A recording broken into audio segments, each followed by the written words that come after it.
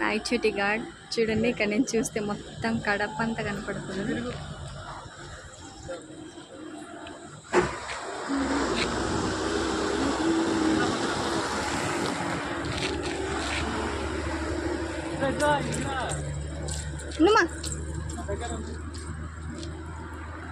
పవన్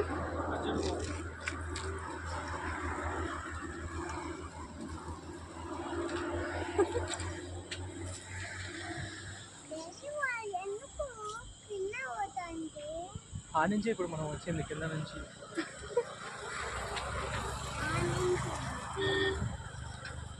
ఆ నుంచి